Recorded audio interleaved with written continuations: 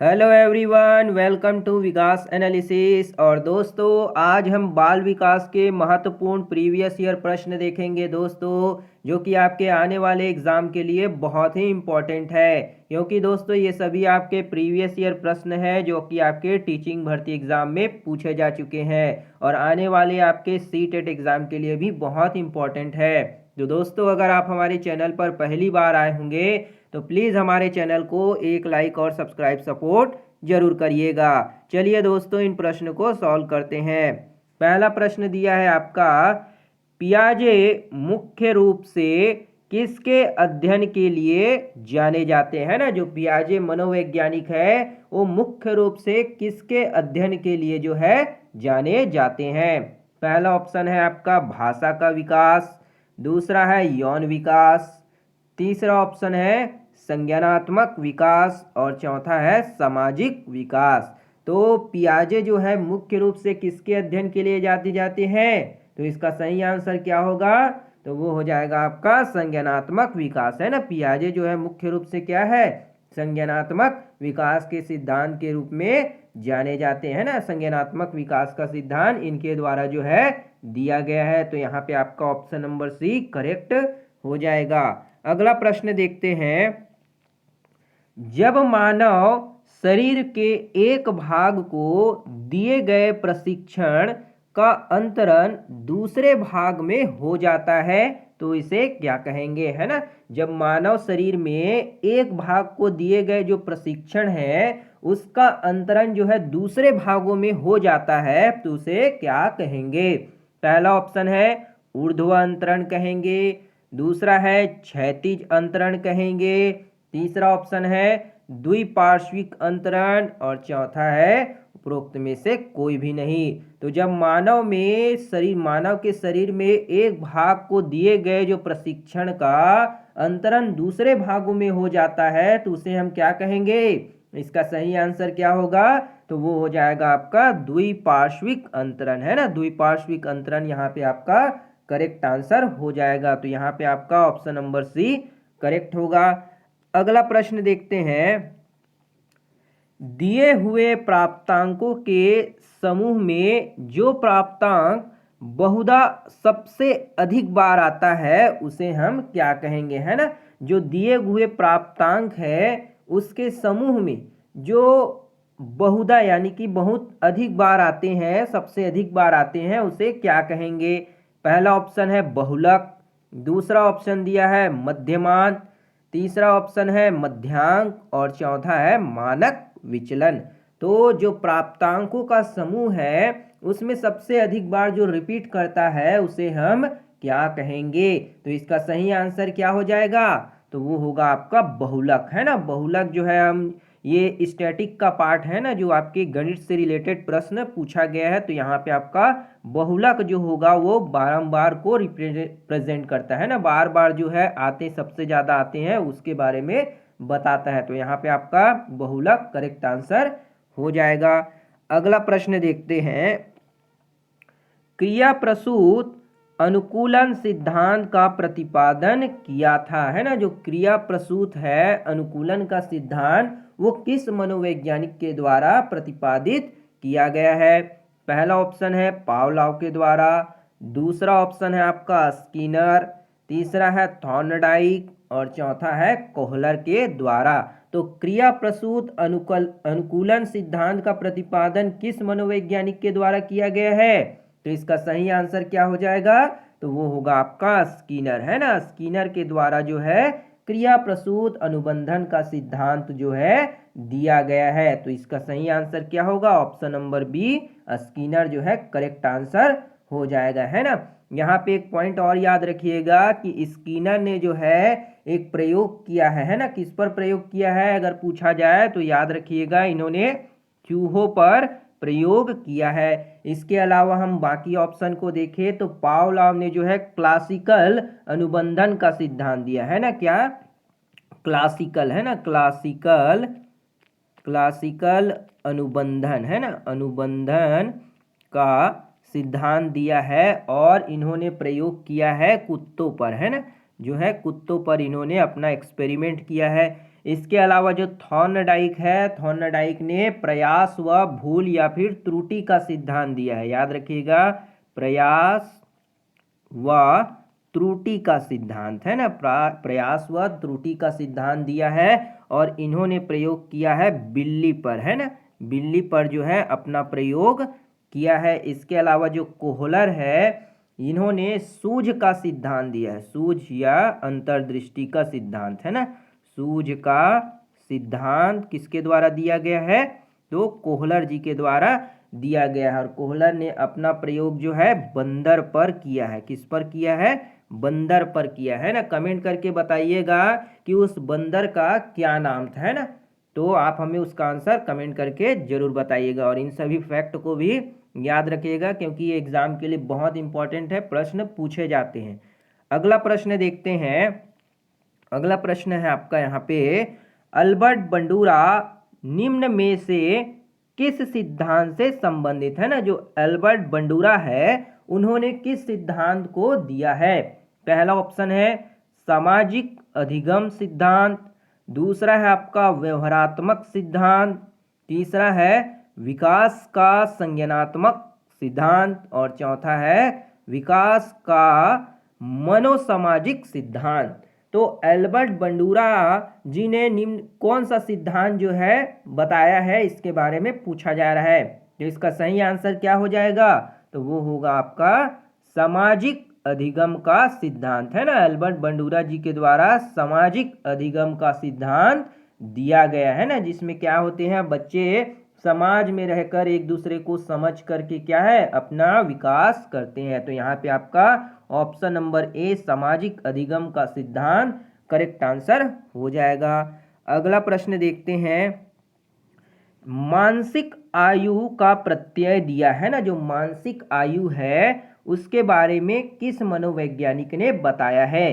पहला ऑप्शन है बीने साइमन ने, दूसरा है स्टर्न ने, तीसरा ऑप्शन दिया है आपका टर्मन ने और चौथा है सिरिल बर्ट ने।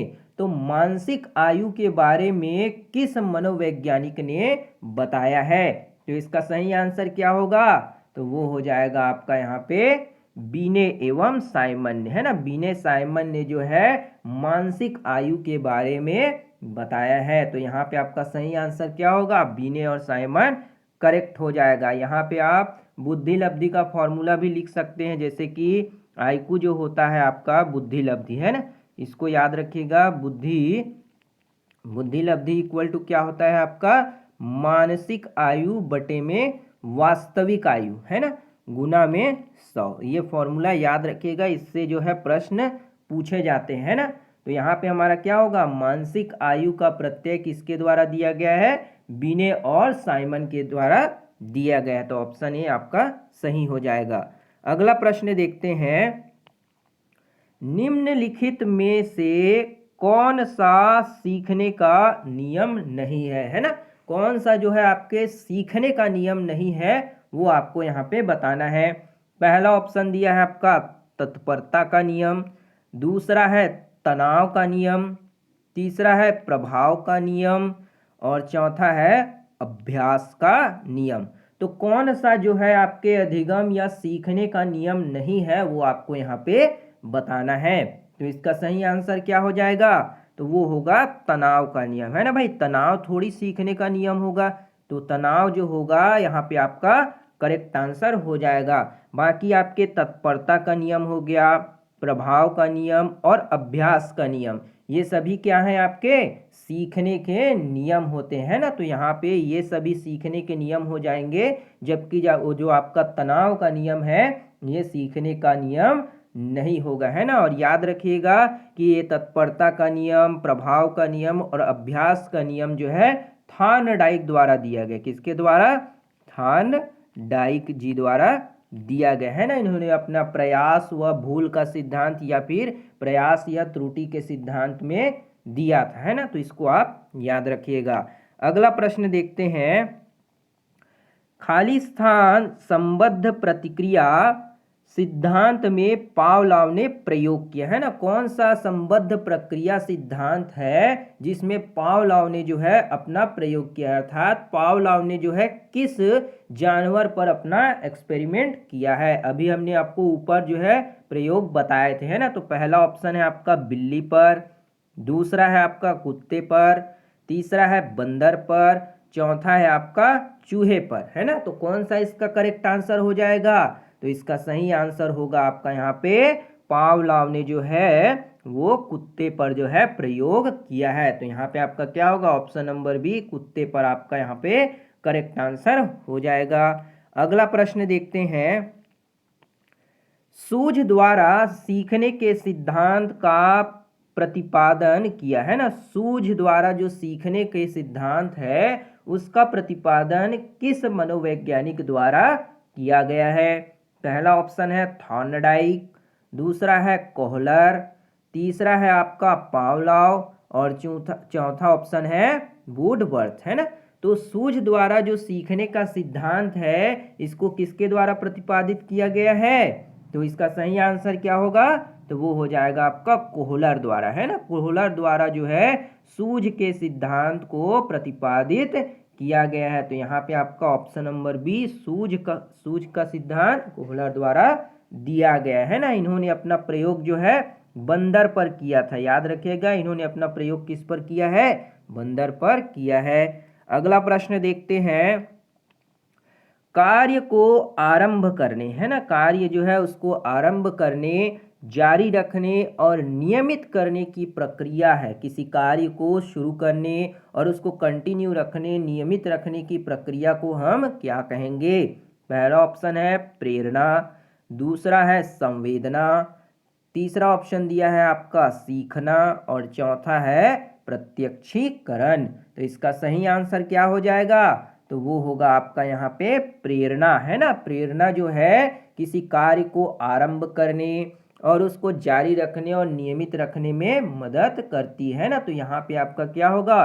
प्रेरणा, या फिर इसी को हम अभिप्रेरणा भी कह सकते हैं। क्या कहते हैं? अभिप्रेरणा, है ना, अभिप्रेरणा भी कह सकते हैं। तो ये क्या है हमारा?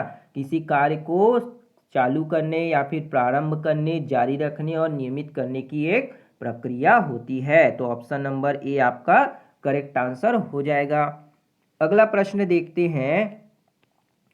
विस्मृति कम करने का उपाय, है ना, जो विस्मृति है उसको कम करने का उपाय क्या होगा? पहला ऑप्शन है सीखने में कमी, दूसरा है सीखने की त्रुटिपूर्ण विधि, तीसरा ऑप्शन है पाठ की पुनरावृत्ति और चौथा है स्मरण करने में कम ध्यान देना। तो विस्मृति को कम करने का उपाय, अर्थात विस्मृति को कम करने के लिए कौन से उपाय किए जाने चाहिए? तो इसका सही आंसर क्या होगा? तो वो होगा पाठ की पुनरावृत्ति, है ना भाई। आप बार बार जो है पाठ को पढ़ते जाएंगे या किसी चीज को बार बार प्रैक्टिस करते जाएंगे तो आप जो है उसे कम भूलेंगे, है ना, वो आपको याद आने लगेगी। तो इसी तरह से आपकी विस्मृति क्या होगी?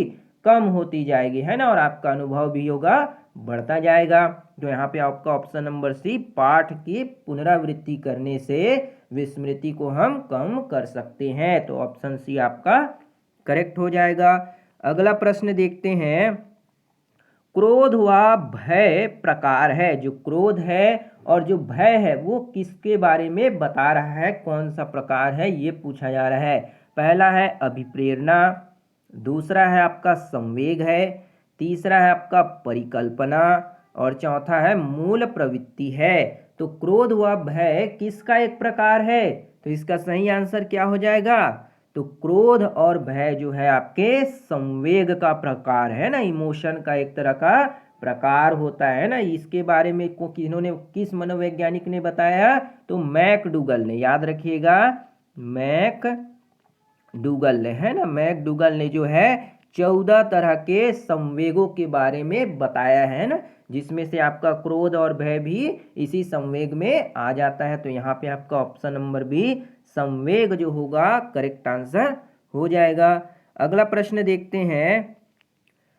दूसरे व्यक्ति के बाह्य व्यवहार की नकल, है ना, जो दूसरे व्यक्ति हैं उनके बाह्य व्यवहार की नकल को हम क्या कहेंगे? पहला है सीखना, दूसरा है अनुकरण करना, तीसरा है कल्पना और चौथा है चिंतन।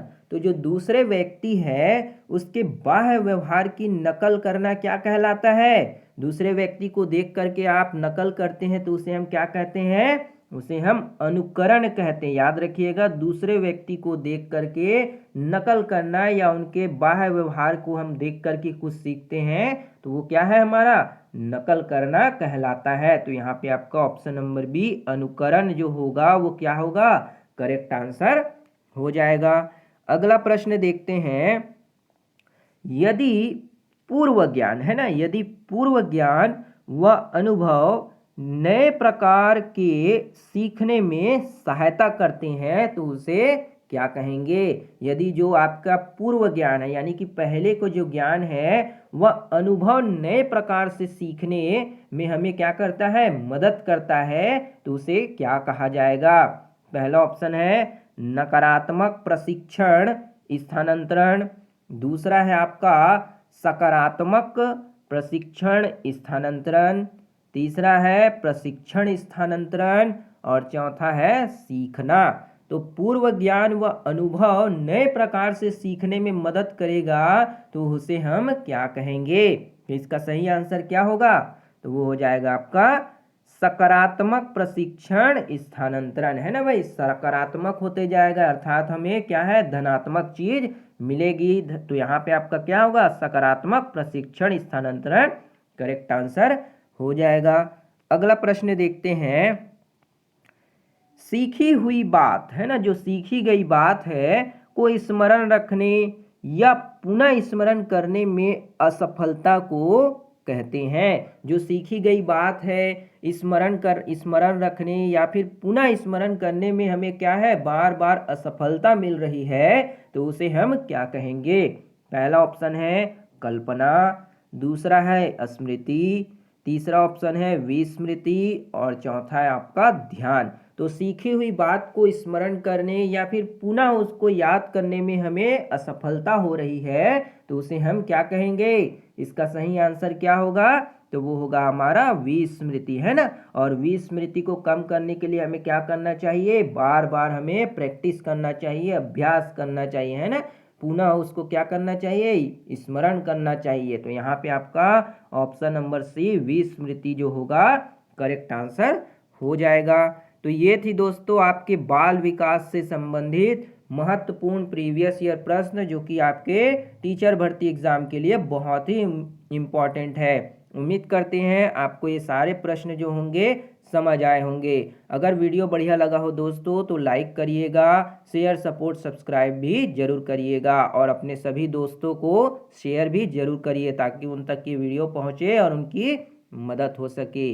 मिलते हैं दोस्तों अगली वीडियो में, तब तक के लिए जय हिंद, वंदे मातरम।